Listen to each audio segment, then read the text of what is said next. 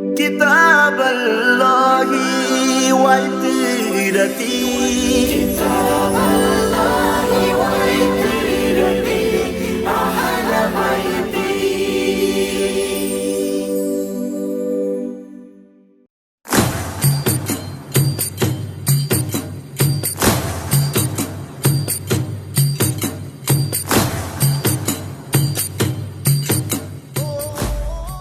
اعوذ باللہ من الشیطان الرجیم. بسم اللہ الرحمن الرحیم. الحمد للہ رب العالمین بارئ الخلائق اجمعین فاطر السماوات والارضین باعث الانبیاء والمرسلین ثم الصلاة والسلام علی سیدنا ومولانا ابی القاسم محمد وعلى أهل بيته الذين أذهب الله عنهم الرجس وطهرهم تطهيرا ولعنة الدائمة على أعدائهم أجمعين من يومنا هذا إلى قيام يوم الدين. أما بعد فقد قال رسول الله صلى الله عليه وآله إن الحسين مصباح الهدى وسفينة النجات. سرکار ختمی مرتبت کا یہ قول کہ حسین ہدایت کا چراغ ہیں اور نجات کا سفینہ ہیں، یہ قول رہتی دنیا تک کے لیے باقی رہے گا اور رہتی دنیا تک کے لیے مشعل سعادت بھی ہے اور مشعل نجات بھی ہے کہ جس کو نجات حاصل کرنی ہے وہ حسین کے سفینے میں سوار ہو جائے. کربلا میں وہ سارے عاشقین امام حسین جمع ہو گئے تھے جن کو حسین سے عشق تھا. حسین سے نجات حاصل کرنے کے لیے، حسین کے ذریعے سے نجات حاصل کرنے کے لیے بارگاہ سرکار سید الشہداء میں جمع ہو گئے تھے. تاریخ کربلا کا آغاز کچھ اس انداز سے ہوا کہ صبح عاشور ایک حملہ کیا پسر سعد نے، جسے عمومی حملے کا نام دیا گیا کہ پورے لشکر امام حسین پر حملہ کیا. اور اس حملے میں امام حسین کے مختلف مورخین کے اعتبار سے یا 50 افراد شہید ہوئے یا 40 افراد شہید ہوئے یا 45 افراد شہید ہوئے. اور جب امام حسین ان 50 افراد کو قربان کر چکے، اب امام حسین کے لشکر کی تعداد کم ہو گئی.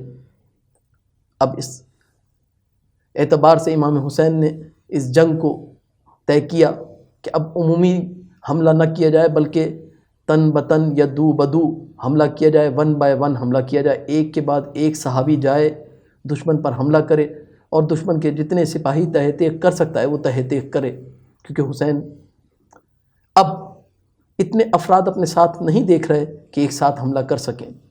اور اسی وجہ سے امام حسین نے کربلا میں پھر عمومی حملے کے بعد تن بتن دو بدو یا 1 بائی 1 جنگ کا آغاز کیا. اور مورخین کے مطابق پہلا شہید جو تن بتن یا دو بدو جنگ میں 1 بائی 1 جنگ میں گیا ہے وہ عبید اللہ ابن عمیر کلبی، اور ان کے ساتھ ان کی زوجہ بھی شہید ہونے والوں میں شامل ہیں. عبید اللہ ابن عمیر کلبی کون ہیں؟ عبید اللہ ابن عمیر کلبی کوفہ کے رہنے والے ہیں. تمر قبیلے سے تعلق ہے ان کا، اور تاریخ بتاتی ہے بلند قامت ہیں، خوش قیافہ ہیں، شجاع ہیں. شجاعت میں ان کا ثانی کوئی نہیں ہے. محب اہل بیت ہیں، با ایمان ہیں. اور 8 محرم کو کوفہ سے چلنے کے بعد 8 محرم کو امام حسین کے کاروان سے ملحق ہونے والوں میں شامل ہیں کہ 8 محرم کو امام حسین سے ملحق ہو گئے. تاریخ بتاتی ہے کہ جب یہ کربلا میں پہنچے ہیں اور صبح عاشور حملہ عمومی ہو گیا، حملہ عمومی کے بعد ایک بار یہ اپنے مولا و آقا کی خدمت میں پہنچے اور کہا کہ مولا مجھے اذن شہادت عطا کیجئے، مجھے اذن جہاد عطا کیجئے. مولا سے اذن جہاد لے کر چاہتے تھے کہ جنگ کرنے کے لیے جائیں. ایک بار ماں نے آواز دی، ماں کے قدموں میں پہنچے اور زوجہ بھی موجود تھی. ایک بار زوجہ کی آنکھوں میں آنسو آ گئے. ماں نے دیکھا کہ زوجہ کے آنسو شاید عبداللہ کے قلب کو نرم نہ کر دیں، کہیں ایسا نہ ہو کہ حسین کی نصرت سے ہاتھ روک لیں. ایک بار ماں نے حوصلہ بڑھایا، ماں نے تشویق کی کہ اے میرے فرزند جاؤ اور اپنے مولا پر اپنی جان نچھاور کر دو، میں نہیں چاہتی کہ تم زندہ واپس آؤ، میں چاہتی ہوں کہ تم جام شہادت نوش کرو۔ اور عبداللہ امام سے اپنی ماں سے وعدہ کر کے چلے ہیں اور ایک بار میدان جنگ میں پہنچے ہیں، جنگ کرنا شروع کی ہے۔ ان کے مقابلے میں آنے والے دو دشمن جنہوں نے ایک ساتھ ان پر حملہ کیا، سالم اور یسار نام کے دو فرد ہیں کہ جنہوں نے ان پر حملہ کیا۔ ایک تنہا فرد کہ جو حملہ عمومی زخمی بھی ہو چکا ہے، کافی خون جسم سے بہہ چکا ہے، لیکن اللہ رے عشق حسین کہ حسین کے دفاع کی وجہ سے کیا قوت آ گئی جسم کے دو آدمیوں سے ایک ساتھ جہاد کیا، اور جہاد کرنے کے بعد دونوں کو تہہ تیغ کیا۔ لیکن اس تہہ تیغ کرنے کے درمیان، اس جنگ کے درمیان عبداللہ کی انگلیاں کٹ گئیں۔ ایک بار عبداللہ واپس آئے اور واپس آنے کے بعد مولا کی خدمت میں پھر سلام پیش کیا اور پھر ماں اور زوجہ سے وداع کی۔ اب جب جانا چاہتے ہیں، ایک بار زوجہ نے رستہ روک لیا کہ نہیں عبداللہ اب ایسے نہیں جانے دوں گی۔ کہا کہ کیا ہوا؟ کہا آپ سے ایک عہد لینا چاہتی ہوں، آپ سے ایک پیمان لینا چاہتی ہوں۔ کہا جو عہد لینا چاہتی ہے، جو وعدہ لینا چاہتی ہے لے لے، میں اپنے مولا پر اپنی جان قربان کرنے کے لیے جا رہا ہوں۔ کہا کہ نہیں میں ایسے وعدہ نہیں لوں گی، بلکہ چلیے امام حسین کی خدمت میں چلیں، امام حسین گواہ ہوں گے میرے اور آپ کے وعدے پر۔ ایک بار پہنچے ہیں عبداللہ اپنی زوجہ کے ساتھ امام حسین کی خدمت میں، اور پہنچنے کے بعد ایک بار کہا کہ مولا میری زوجہ کچھ وعدہ لینا چاہتی ہے مجھ سے۔ ایک بار امام حسین نے زوجہ سے پوچھا کہ کیا وعدہ لینا چاہتی ہے؟ کہا کہ مولا یہ تو چلے جائیں گے، آپ پر اپنی جان نچھاور کرنے کے بعد جنت یقینی ان کے لیے ہو جائے گی، مولا ان سے میں وعدہ لینا چاہتی ہوں کہ جنت میں اس وقت تک قدم نہ رکھیں گے جب تک مجھے اپنے ہمراہ نہ لے لیں، جب تک میں ان کے ہمراہ نہ ہو جاؤں۔ میں ان کی ہم سفر دنیا میں بھی میں چاہتی ہوں، آخرت میں بھی، دنیا سے جانے کے بعد بھی ان کی ہم سفر رہوں۔ مولا مسکرائے، ایک بار عبداللہ کی طرف دیکھا، عبداللہ نے وعدہ کیا کہ اے میری زوجہ کیسے ممکن ہے کہ ایسی مومنہ زوجہ کو میں چھوڑ دوں؟ اس دنیا میں تو میری ہم سفر تھی، آخرت میں بھی انشاءاللہ میری ہم سفر ہوگی۔